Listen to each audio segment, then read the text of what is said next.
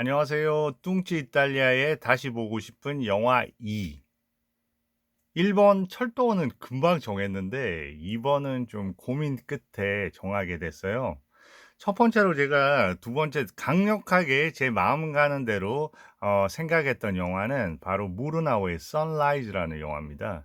이 영화를 처음 봤을 때 그 감동의 그 깊이가 너무 커 가지고 어떻게 보면 무성 영화고요. 어떻게 보면 단순한 저런 어떤 장면들을 가지고 무성 영화니까 그 당시에 그 독일 무성 영화는 빛과 연기 그리고 그 뭐랄까 격렬한 표현주의 이런 걸 가지고 인제 영화의 스토리를 보여주는 건데 자막과 더불어서요. 그리고 중요한 거는 음악이죠. 어떤 분위기를 고조시켰다가 분위기의 평정을 찾아줬다가 하는데 너무나 단순한 이야기지만 모두가 공감할 수 있고 그리고 그 안에서 엄청난 폭풍우와 잔잔함이 있는 그야말로 수작 중의 수작이죠. 그래서 이게 저작권도 이미 오래됐고 그래서 영화도 보여드릴 수도 있어서 요걸 이렇게 직접 같이 보면서 좀 장면에 대한 설명도 하고 그럴까 하다가 또 고민을 했어요. 그래서 한 두 개 영화를 더 고민을 하다가 그 영화는 다음에 할 수도 있겠다 해서 넘어가다가 정했습니다. 정해서 지금은 힌트로 가보겠습니다. 자, 오늘의 움베르토 디도 제일 처음에 생각을 했어요. 비토리아 데시카의 영화. 요즘 같은 현실에 상당히 좀 맞는 얘기라고 또 생각도 되고 그렇지만 저번에 철도원에서 좀 뭐랄까 깊은 어두운 얘기를 해서 이번에는 이 약간 좀 즐거운 뭐랄까 좀 영화의 그런 어떤 뭐랄까 뭔가 들뜸을 좀 느끼게 할 수 있는 영화? 예. 그래서 첫 번째 그 힌트는 줄리에타 마시나가 아니고 이건 페데리코 펠리니의 라스트라다. 우리 예전에 영화 좋아하는 분들이라면 차력사로 나오는 이 안소니 킨을 너무 기억하실 겁니다. 오늘의 힌트는 바로 이 안소니 킨이 이 영화에 등장합니다. 두 번째 힌트는 아래로 내려가서 보시면 오른쪽에 이렇게 너무 즐거워하는 항상 보면 불운의 여인 그런 캐릭터로 나오는 배우죠. 무방비 도시에서부터 안냐 마냐니. 이 영화는 피에로 파올로 파솔리니의 맘마로마라는 영화입니다. 그래서 인제 이 영화에서는 안소니 킹과 안냐 마냐니가 등장하고요. 그다음에 마지막 힌트. 저는 이 배우 상당히 좋아하거든요. 만약에 이 영화에 이 배우가 없었으면 영화 자체가 상당히 균형, 밸런스를 찾아가기가 좀 힘들었을 거예요. 좀 영화 자체의 길이도 길고 그리고 늘어지는 포인트도 있을 건데 그것을 갖다가 상당히 잘 해결해 준 배우가 이 배우가 아닌가 생각해요. 비르나리지. 예, 뭐 엄청난 뭐 육체파 배우 그런 어떤 느낌은 아니지만 어떻게 보면 이 배우는 특히나 근작의 뭐 근작이라고 하지만 뭐 저희가 생각했을 때는 현대 영화죠. 그 파트리시에로의 그 여왕 마고에서 이제 까트리는 디 메디치스 표독한 연기를 한 거죠. 도끼를 줄줄 흘린다 여기도 이렇게 나와 있네요. 이 비르나 리지가 이 영화에서 정말로 제가 봤을 때는 엄청난 매력을 보여주는 그런 역할을 하게 됩니다. 백작 부인, 꽁테사 말라테스타. 이 정도면 힌트를 좀 더 드리면 가장 큰 힌트는 뭘까요? 뭐 이 영화에서의 어떤 그 안소니 킨의 이름을 얘기하면 다 아실 겁니다. 우리의 bombolini. 자, 제가 두 번째 가지고 온 영화는 바로 산타 비토리아의 비밀입니다. 이 영화는 뭐 엄청나게 그 감독은 스탠리 크레이머라고요. 전 감독에 대해서는 뭐 그렇게 엄청난 대단한 감독 이 영화를 어떤 감독적인 쪽으로 접근하지는 않았기 때문에 가볍게 이렇게 뭐 넘어가고요. 이태리 영화지만 이 영화는 미국 영화라고 할 수 있죠. 이태리를 배경으로 한 미국 영화죠. 그래서 보시면 비토리아 산타 비토리아는 이제 제 또 전공 분야하고 좀 연결이 되네요. 그 이태리 북부에 보면 피에몬테라는 지방이 있어요. 그 엄청난 미식과 와인과 그리고 송로버섯이 나오는데요. 화이트 트러플이라고 해서 송로버섯은 크게 보면 두 종류가 있거든요. 화이트 트러플하고 우리가 일반적으로 트러플 한국에 대중화돼서 뭐 우리가 뭐 트러플 오일이라든지 이런 거는 다 블랙 트러플입니다. 그냥 일상적으로 그래도 좀 구할 수 있는 블랙 트러플이죠. 근데 정말로 땅에서 해서 막 나는 재배가 불가능한 그런 트러플이 화이트인데 그중 최고가 이제 이 피에몬테에서 나는 거죠. 피에몬테는 피에, 발치, 몬테, 산, 알프스 산을 얘기해서 알프스의 발치라고 하는 거기에서 이제 언덕이 형성이 되면서 거기 최고의 와인 산지가 되는 겁니다. 이 산타 비토리아라는 의 비밀에 나오는 이 산타 비토리아는 산타 비토리아 달바라는 마을이고요. 그게 바로 이제 이 피에몬테 지방에서 제일 유명한 바롤로 바바레스코 나오는 그 와인 산지가 랑게라는 언덕인데 거기서 약간 북쪽으로 로에로라는 언덕 쪽으로 가면서 로에로에 소속돼 있는 작은 마을이 바로 산타 비토리아 달바라는 마을입니다. 그래서 거기에 비밀이 있는 모양이죠. 당연히 와인인 거죠.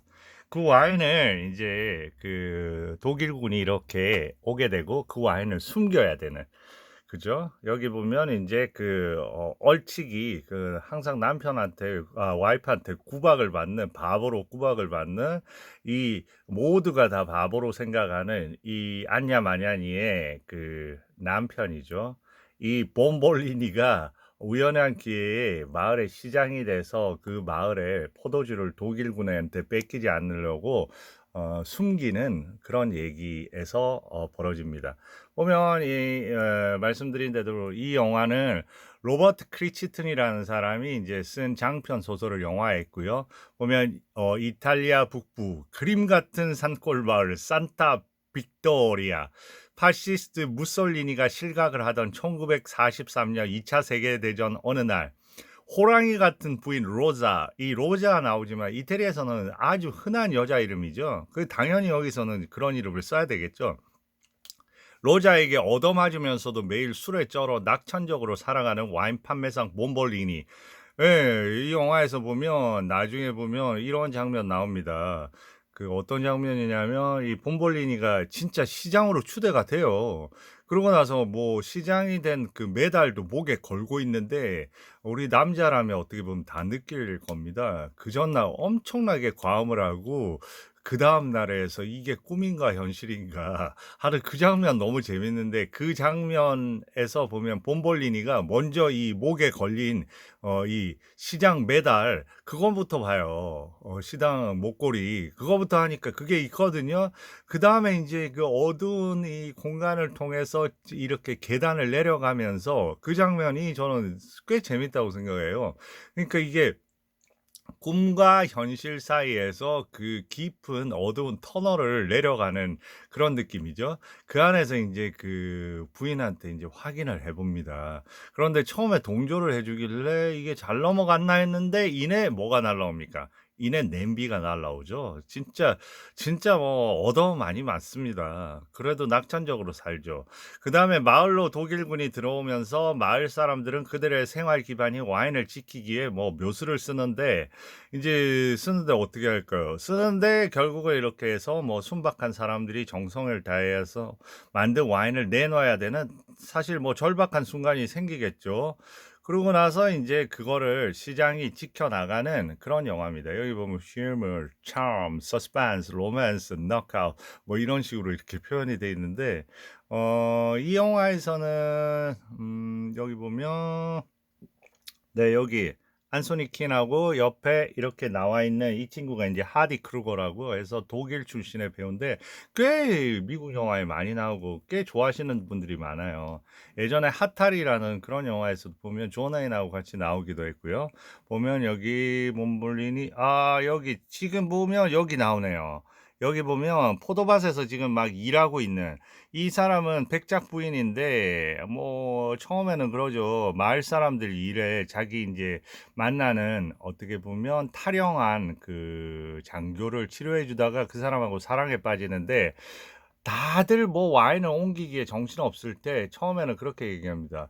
"뭐 때문에 이 사람들 와인을 그렇게 너가 신경 쓰냐, 그 타령 그 장교한테." 하면서 그랬는데 인제 나중에는 본인도 해 가지고 마을의 일원으로 이렇게 그 도와주고 있는 그런 장면입니다. 엄청난 매력을 발산했던 것 같아요. 예. 이런 영화고요. 자, 여기에 대해서 인제 어떤 식으로 제가 접근을 해 나가야 될지 보면 이 영화는 먼저 제 생각에는 일종의 그 음악이 상당히 나름대로 중요한 부분이 있는 것 같고요. 음악 특히나 그 이 영화에서 재밌는 가장 인상적인 장면은 아마 누구나 말씀을 하실 것처럼 와인을 옮기는 그 장면일 거예요. 처음에 이 와인을 인제 숨겨야 되죠. 100만 병이 넘는 와인을. 독일군이 인제 곧 이 산타 비토리아 달바로 온다는 거를 알게 되니까 알려줍니다. 그 이름이 뭐죠? 그 이 bombolini의 딸하고 사랑니 빠진 마테오였나? 파비오도 흔한 이름이죠. 그러니까 bombolini한테는 딸이 하나 있어요. 안젤라. 그러니까 안냐 마냐니가 로사고요. bombolini 안토니 킨하고 뭐야? 저 안냐 마냐니 사이에 인제 딸의 이름이 안젤라. 안젤라 하면 뭐 천사라는 말이죠. 그 남자는 안젤로, 안젤라 상당히 흔한 이름입니다. 그 안젤라하고 인제 파비오라고 해서 인제 거기서 대학생으로 나오죠. 이 친구가 인제 막 가다가 대학으로 다시 돌아가려고 했는데 거기 보니까 독일군이 여전히 돌아와 있고 독일군이 곧 이어서 며칠 후에 그 와인을 모두 뺏어가려고 한다고 해서 그 와인을 갖다가 숨겨야 되는 어떤 그런 게 이 큰 스토리입니다. 근데 사실 이 와인을 좀 좋아하시는 분들은 보시면 이 그 동굴에 가서 처음에 그 100만 병이 저장돼 있는 그 와인 창고로 들어갈 때 문에 친자노라고 적혀 있어요. 친자노라는 와이너리는 정말로 그 버무스라고 그러죠. 일종의 약간 강화 와인 같은 건데 여러 가지를 인제 향미를 넣어서 근데 그 와인으로 어마어마하게 유명합니다. 우리 보면 예전에 버무스를 가지고 뭐 마티니 같은 칵테일도 만들고요. 그래서 이 친자노라는 이름이 어마어마하게 유명한 이름인데 그게 인제 자주 등장을 하고요. 근데 실질적으로 제가 봤을 때는 이 지역에서 레드 와인 같은 경우에는 아마도 제가 추측컨대는 이쪽에는 네비올로는 너무 고급이고 바르베라 품종의 그 레드 와인이 아니었나 하는 생각이 듭니다. 이 지역이 뭐냐면 와인으로도 상당히 이태리 피에몬테 지역은 토스카나와 더불어 최고의 와인이 생산되는 지역이라 그 바르베라로 만든 이 로에로 지역의 산타 비토리아 달바 와인 정도만 해도 상당히 훌륭한 와인이라고 생각은 할 수 있을 것 같아요. 그래서 다시 뭐 와인 얘기에서 이렇게 그래서 사실 이 영화 촬영은 실질적으로 직접 산타 비토리아 달바에서 찍혀진 건 아니고 그 치네치타가 로마에 있으니까 그 로마 인근의 라지오 지방이죠. 라지오라는 지방에 소속돼 있는 수도가 로마거든요. 그 인근에 있는 마을 두 군데서 촬영을 했다고 이렇게 전해지고 있습니다. 그래서 어쨌거나 그 이 영화에서 제일 중요한 포인트가 되는 거는 그러니까 인제 독일군이 입성할 줄을 아니까 어떻게 해요? 와인을 숨겨야 되잖아요. 숨겨야 되는데 이 와인을 어디에 숨길까 하다가 예전에 로마 시대에 그 동굴 같은 데 인제 숨기려고 하니까 그러면 생각을 해 봐라. 누구나 다 거기에 숨길 줄 아는데 거기에 숨겨서 무슨 의미가 있겠느냐 했을 때 그 타령 장교 타령 장교 이름이 뭐였더라? 루파인가? 예. 쪼끔 있다가 투파 맞아요. 투파가 나중에 비르나 리지하고 인제 사랑에 빠지죠. 비르나 리지가 인제 투파를 치료해 주면서 비르나 리지는 여기서 인제 그 꽁테사 말라테스타 하니까 말라테스타 백작 부인. 말라테스타 이름 재밌죠. 말라 아프다 테스타 머리 아프다. 예. 그 성이 말라테스타입니다. 예전에 보면 토스카나 피렌체 같은 데도 보면 말라테스타부터 가문이 상당히 뭐 유명하죠. 어쨌든 그때 이제 투파가 얘기를 합니다. "그렇게 하지 말고 그러면 모두가 아는 그 장소가 비어 있는 것처럼 하면 되지 않겠냐." 해서 고안해낸 게 로마의 동굴에 고대 로마 시대의 동굴에 너트에 그 안쪽 터널이 있는 쪽에다가 넣어서 그다음에 그걸 막아 버리는 그런 걸 갖다가 쓰게 됩니다. 그래서 인제 그 뭐야 처음에 어떻게 되냐면 인제 와인을 옮겨야 되니까 이 100만 병을 옮겨야 되니까 글로 근데 옮길 때도 저 이거 옮기기 전에 그 친자노 창고로 들어갈 때도 되게 재밌는 게 막 인제 어떤 장면이 있냐면 막 인제 안소니 킨이 들어가서 거기에 그 와인을 관리하는 창고인 이름을 막 불러요.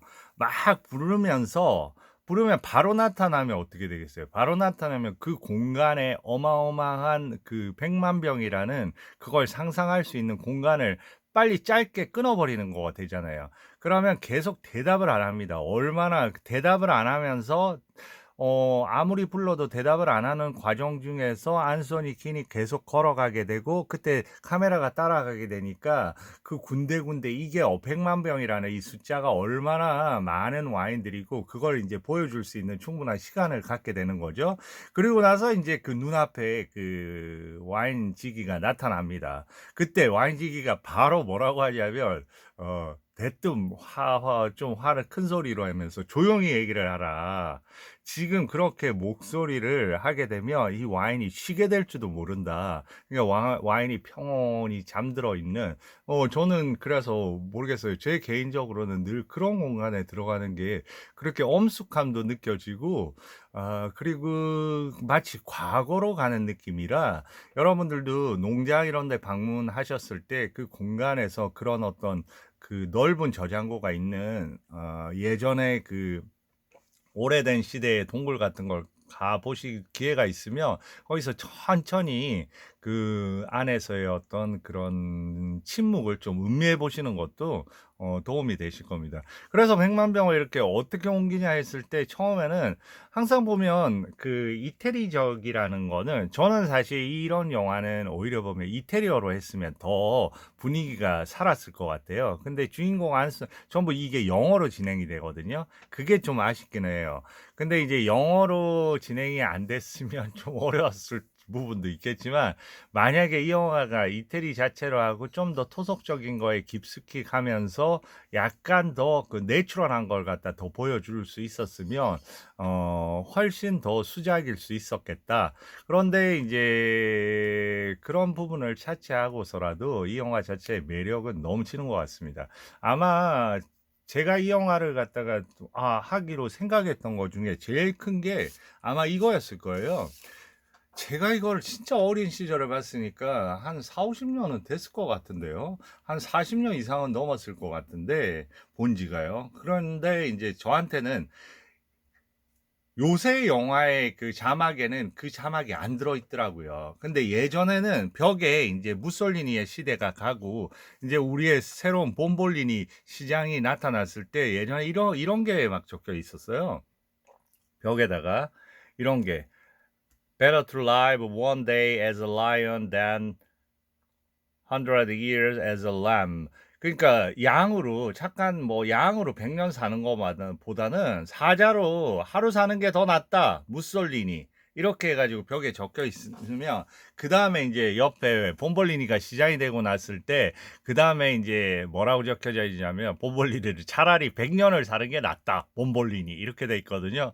근데 예전 영화에서 제가 기억했을 때는 그땐 틀림없이 자막이 있었어요. "차라리 100 년을 살자." 근데 요새 영화 그 뒤에 작업된 거에서는 거기에서의 자막을 없더라고요. 그냥 말로 이렇게 가더라고요. 제가 뭐 제 기억이 예전 기억이다. 저는 저게 너무나 기억이 나요. 그 봄볼리니의 "차라리 100 년을 살자." 그게 막 40 년 그래서 그 그 문구 하나가 저를 이 영화를 그 두 번째로 여러분들한테 두 번째로 뽑게 된 어떤 이유가 되기도 하는 것 같아요. 근데 이제 저는 이태리 영화에서 제일 보면 중요한 관점은 이태리에는 항상 보면 도심의 중간에 광장이 있잖아요. 광장 문화거든요. 어디나 보면 소도시의 중심에 광장이 있어요. 그러니까 제일 처음에 인제 광장에 사람을 모이게 하는 거는 이런 거죠. 와인을 인제 옮겨야 되니까 와인을 옮기는데 뭐 노새 그다음에 뭐 짐 수레 다 동원해 가지고 그 광장에서 이렇게 막 둥근 데를 돌고 서로 부딪히고 난리 법석이 나는 장면이 있어요. 그 장면에서 와인이 깨지고 부서지니까 갑자기 그 친구인 투파죠. 그 탈영 장교. 투파가 해서 얘기를 합니다. "이래 가지고는 안 된다." 해서 투파가 아무래도 이 영화에서는 가장 그래도 그 아이디어를 내는 아이디어 뱅크가 되는 거죠. 이 투파 그때 인제 보면 처음에 그 혼돈의 그런 어떻게 보면 광장을 보여주고요. 그다음에 두 번째로 인제 그 광장이 나름대로 쓰임새가 나타나는 거는 언제였냐면 그거는 조금 이따 말씀드릴게요. 그리고 마지막 영화의 끝도 어떻게 보면 그 광장에서 끝나거든요. 그러니까 이 약간 헐리우드식 어떤 그런 느낌인데 어떤 공간을 활용해서 그 의미를 전달하려는 과거의 영화들은 인제 그런 영화들이 꽤 많았죠. 그런 코드가 되는 거죠, 반복적으로 해서. 앞에 거를 인제 그거는 뭐 연극적 부분에서도 그렇고 뭐 특히나 뭐 오페라 같은 경우에 이렇게 무대 연출을 할 때 보면 인제 하나의 장면을 계속 그 주변을 바꿔가면서 상징적으로 이렇게 쓰는데 중요한 포인트가 되는 이런 어떤 공간들의 운영이 되게 중요하죠. 그래서 인제 포도주를 그런 식으로 막 수레에서 동원해서 안 옮기고 어떻게 결정을 짓습니까? 어떻게. 그거를 인제 그 사람을 줄을 세워서 전부 그 포도주가 있는 창고부터 해서 그게 인제 감춰져야 할 그 동굴까지 몇 줄로 해서 온 마을 사람들이 서서 바로바로 전달을 하는 그런 식으로 되는 거죠. 그럴 때 보면 인제 음악이 흘러나오는데 음악이 마치 행진곡풍의 음악이거든요. 그래서 행진곡풍으로 밤새 한다 해서 뭐 중간에 약간 그 쉬는 시간을 줄 때는 뭐 트럼펫을 불고요. 나팔을 불고 그러면서 이렇게 진행이 되는데 저는 그때 음악을 생각했을 때 여러 가지를 보면 제가 붙이고 싶은 장면의 그런 내용은 와인의 행진 그런 거였습니다. 와인의 행진. 그 와인의 행진을 통해서 어떻게 보면 얼마나 이 사람의 삶에 있어서 이 사람들의 삶에 와인이 중요한 건지 그런 걸 잘 보여줬고 그걸 통해서 또 할 수 있는 거는 그 옮기는 사람들의 얼굴 면면을 이렇게 카메라로 보여주면서 일종의 뭐 클로즈업도 할 수도 있고요. 그러면 보여주면서 어떻게 보면 이 그 농민들의 그런 어떤 각인된 늘 보면 농민으로 살 수밖에 없는 어떤 그런 느낌도 있는 거죠. 여기서 인제 그 비르나 리지하고 거기서 유일하게 보면 그런 어떤 농민이 아니고 그 다른 세계에 사는 사람이 이 비르나 리지라는 이 여자의 역할입니다. 이 비르나 리지죠. 그죠? 역할이에요. 이 여자는 인제 카테리나 꽁테사 꽁테사 백작 부인 카테리나 말라테스타죠. 이 여자는 인제 여기서 귀족으로 이렇게 태어나서 있다가 뭐 결혼을 해서 뭐 로마에 가서 살았겠죠. 그런데 거기서 인제 남편이 영화에서 보면 인제 아마 살해된 걸로 나오거든요. 왜냐하면 파시스트 그 장교가 됐으니까.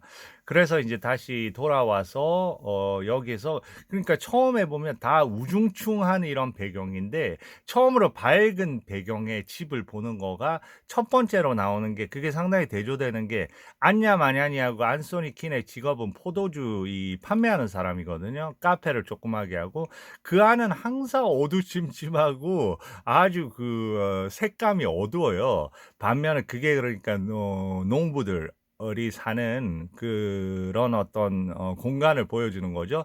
반면에 이 말라테스타 이 공작 부인이 집으로 이렇게 와서 집으로 올 때가 언제였냐면 그 안소니 킨이 자기 친구가 부상을 당했다고 이 아까 그 투파가 이렇게 누워 있는 걸 치료해 주고 나서 그 투파를 자기 집으로 데리고 갑니다. 그래서 데리고 가니까 하루 재우고 이렇게 나오는데 보면 그 집이 이렇게 펼쳐지는데 그 집 자체의 그런 화사한 분위기, 여기서 첫 번째 화사함이거든요. 그 아주 대비되는 거죠.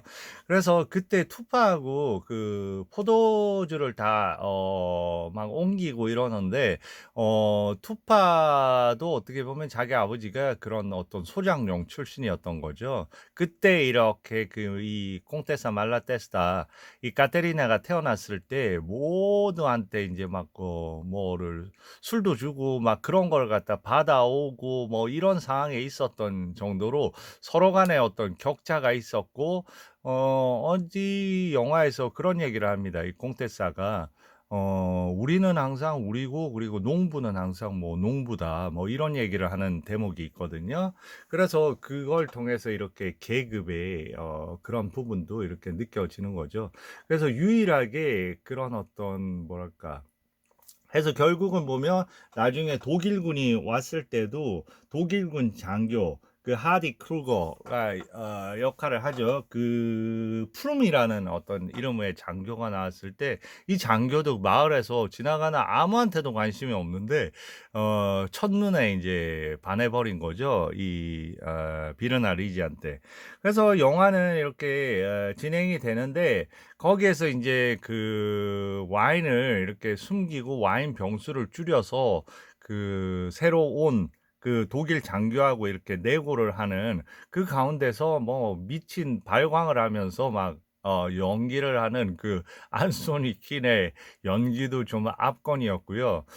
그래서 이 영화는 보면 그 뒤에 영화 자체에서 너무 보면 이 포도주하고 이렇게 옮기는 이쪽에 포커스가 돼 있으면 자칫 진부해질 어떤 부분이 있으니까 거기에다가 나름대로 애정 씬을 이제 두 개를 만드는 거죠. 하나는 이제 그 우리의 콩터 비르나 리지가 연기하는 카테리나 역할을 통해서 그 자기가 치료해준 그 탈영 장교 투파와의 이 러브라인 하고요. 그리고 나중에 독일군 장교도 푸름도 그 비르나 리지의 매혹이 되기 때문에 그 이제 삼각관계 일종의 그런 거죠. 그런 안에서 라인이 하나 있고요. 그리고 본인의 딸 안젤라하고 그리고 그 뭐야 항상 자기 옆에서 많은 도움을 주는 안소니 키네가의 도움을 주는 젊은 대학생 파비오하고의 어떤 풋풋한 사랑 라인, 그게 이제 중간중간에 개입이 되면서 영화 자체가 조금 뭐랄까 좀 생기가 있다고 할까요? 왜냐면 그래서 저 생각에는 이 영화에서 그 비르나 리지의 역할은 어마어마하게 중요하다고 생각합니다. 그래서 두 번째로 해서 인제 그 아까 얘기로 돌아와서 이 광장이 쓰임새가 될 때는 그 100만 병을 옮기다가 그 마지막 한 병, 마지막 병을 인제 출발시킬 때 그 마지막 병에다가 그 리본을 달거든요. 마치 시장에 그 리본 같은 걸 달아 가지고 상징 리본을 달아서 그걸 가지고 막 무슨 마라톤을 하듯이 그 연계 계주를 하듯이 모든 중간중간에 이렇게 와인병을 하고 이렇게 오는 장면이 있거든요. 그래서 입성해서 막 그냥 마치 한 바퀴 돌고 가는 게 이 광장의 역할이거든요. 그러니까 그 광장이 거기에서는 일종의 어떤 승리의 그런 어떤 역할. 그전에는 이제 뭐 비도 오고 그러면서 계속 전달하는 과정에서도 광장이 나오죠. 그런 광장의 쓰임새하고 마지막에 이제 광장은 어떻게 보면 세 번째는 이제 공포의 대상으로의 광장이 되겠죠. 공포의 대상으로의 광장은 이제 그 다른 독일군 그러니까 중위 정도가 와서 이 대위를 압박합니다. 틀림없이 대위가 생각한 건 30만 병 정도고, 그리고 안소니 킨이 미리 계획을 짜놓은 것도 30만 병이라 한 7천 병의 오차가 있었어요. 그 정도에서 이제 무마가 돼서 서로 그 안에서 뭐 퍼센테이지 줄다리기를 하는데 갑자기 나타납니다. 그 다른 그 판매상의 정보를 들은 중위가 나타나서 여기에는 100만 병 이상의 와인이 있다. 감춰 놓은 게 5분의 4 정도를 감춰 놨다. 그러니까 그것을 거기에 엄청나게 그 하디 크루거는 모욕감을 느끼죠. 왜냐하면 본인이 했는데 그 모든 걸 갖다가 거짓말로 이렇게 했더니 안소니 킨에 대한 어떤 배신감과 이런 것 때문에 해서 거기에서 인제 나름대로 36 시간을 달라고 해서 온 군데를 뒤집니다. 뒤졌는데 결국 못 찾아요. 그래서 그 중위하고 나타나 가지고 그 2 명의 그 인질을 해서 그 인질을 갖다가 일종의 고문을 하면서 그 인질을 갖다가 그 가지고 인제 온 마을 사람들을 공포의 대상으로 몰아넣는 그런, 그거는 뭐 인질을 뭐 이렇게 어떻게 하는 거는 쪼끔 정도로 보여주지만, 그걸 통해서 모두가 공포에 질린 그런 광장을 한번 보여줍니다. 그리고 그 안에서 혼자 격리돼 있는 그 시장의 역할로서의 그 안소니 퀸의 그런 어떤 부분을 보여주는 거죠. 그리고 이제 마지막 장면이 인제 영화의 끝에 인제 그 결국은 뭐 두 가지 그런 부분이 있죠. 하나는 애정적인 부분에서 모든 게 인제 다음날 뭐 9 인가 그때 철수를 하라 그러니까 인제 모든 거 본인은 알죠. 독일 장교는 여기에 인제 다 와인을 감추고 있다는 그걸 알죠. 알지만 인제 뭐 그걸 옮길 수단도 없고, 그러면서 마지막에 뭔가라도 이 마을 사람들에 대한 복수를 하고 싶은 게 자기 애정에 대한 복수입니다. 그게 일종의 그 뭐야, 자기가 좋아하는 카타리나 그 여자와 함께 서로 애정을 나누고 있는 그 어 뭐죠? 그 투파를 갖다가 잡아들여서 그 장소를 불지 않으면 투파를 6 시에 처형한다는 그 조건으로 해서 인제 그 카테리나를 일종의 겁탈을 하게 되는 거죠. 그러면서 자기 나름대로 그거는 일종의, 제가 보면 이 모든 걸 감추고 있는 이 사람들에 대한 보복이라고 생각해요. 그러면서 결국은 그 보복이 의미가 없다는 거를 알면서 그 투파를 놔주기는 하죠. 그래서 이제 모든 게 인제 해서 떠날 것처럼 이렇게 떠나다가 갑자기 마지막에 그 뭐랄까, 떠나는 그 이중 오토바이입니까? 옆에 이렇게 독일군 타고 다니는, 거기에서 갑자기 뒤를 돌아보면서 내리면서 다시 한번 안소니 킨에다가 총구를 겨누면서 물어봅니다. 그러면서 인제 만약에 거길 대답을 안 하면 죽여버리겠다 19-8 하면서 모든 사람에게 인제 그걸 물어보는 거죠. 그럴 때 인제 마지막 나름대로 아주 긴장감이 넘치면서, 거기에 뭐 결론은 보시면 되니까 뭐 해피엔딩으로 가겠지만 그런 어떤 긴장감의 순간이 몇 번 옵니다. 그때 광장도 또 나름대로의 역할을 하는 것 같아요. 그래서 이 영화 자체의 뭐 연출이라든지, 그런 이 영화는 철저히 어떻게 보면 두 축, 세 축, 어떻게 보면 큰 축에서 세 명의 배우, 안소니 킨하고 그다음에 안냐 마냐니하고 비르나 리지, 이 세 명의 어떤 견고한 축으로 돌아가는 이런 영화고요. 그 안에서 인제 여러 가지 다른 부수적인 인물들이 이 영화를 갖다 지탱하고 있다고 생각합니다. 그래서 이 영화는 그 안에 스토리적인 어떤 재미와 그 안에 많은 그런 뭐랄까, 좀 긍정적인 어떤 에너지, 이런 부분에서 추억의 영화가 되는 것 같아요. 대부분의 영화들이 이 영화를 아주, 제가 봤을 때는 위대한 영화라고 볼 수는 없지만, 이 영화는 영화 자체가 주는 행복감 그 자체를 가장 잘 보여줄 수 있는 영화라고 생각합니다. 실질적으로 마지막에 인제 제가 말씀을 드리면서 이걸 마무리 짓겠지만, 이 당시에 보면 이런 와인을 가지고 했던 이 지역에, 좀 다른 지역이지만 바롤로라는 위대한 와인을 생산하는 그런 마을 지역에서는 실질적으로 그런 일이 있었어요. 그러니까 그 예전의 증언을 보면 이런 게 있습니다. 아주 큰 와인을 생산하고 있는 이제 부부가 있는데 이런 얘기가 나오거든요. 어느 날 독일인이 인제 와서 와인을 뺏어 가려고 이렇게 온 거예요. 왔는데 그때 인제 그 뭐랄까, 일종의 레지스탕스 단원들이죠. 파티잔이라고 하는데, 그 단원이 숨어 있다가 독일군이 오니까 몰라 너무 겁나서 총을 발사를 한 거예요. 그랬더니 인제 그거를 발사를 하게 되고 알게 되고, 그래서 그 마을을 점령해서 인제 와인을 가져가려고 하는 거죠. 그래서 이제 와인을 가져가려고 했더니 그 부부 중에 이 부부가 되게 세력가 있는 그 와인 생산자였기 때문에 그 부부의 그 남편의 예전에 전쟁이 나기 전에 친구가 란치아라고 해서 자동차 회사에 일하는 독일인 친구가 있었어요. 그 친구 수소문해서 사령관이 누군지를 알게 된 거예요. 그러니까 사령관한테 가서 와인 이 문제 이렇게 하는 거 좀 해결해 줄 수 없냐? 그랬더니 사령관이 해줄 수 있는 거 아무것도 없다. 그렇게 얘기했더니 그러면 와인 가져가더라도 적어도 우리 갇혀 있는 우리 젊은이들을 좀 풀어줄 수 있겠냐? 했더니 어 그거는 아마 허락을 해 줬는 모양이죠. 그래서 그 와인 생산자 이름이 보르고뇨라는 사람인데 보르고뇨가 인제 그 감옥에 딱 갔더니 그 많은 갇혀 있던 죄수들이 그 이태리인이죠. 그런 레지스탕스도 있고 "보르고뇨가 왔다. 우리를 구하러 왔다." 이렇게 해서 그 시대의 삶을 증언하는 그런 얘기가 있거든요. 그러니까 이 산타 비토리아의 비밀 자체의 이 스토리는 실질적으로 있었던 그런 스토리를 기반으로 했기 때문에 그 여러 가지 생동감 있는 부분이 더 연출이 되는 것 같습니다.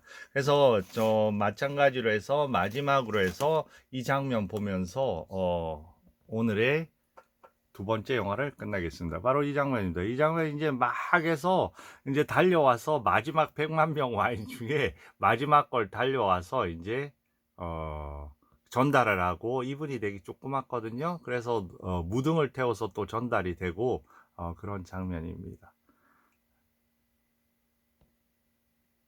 나름 도움이 되셨길 그리고 다시 보시길 감사합니다.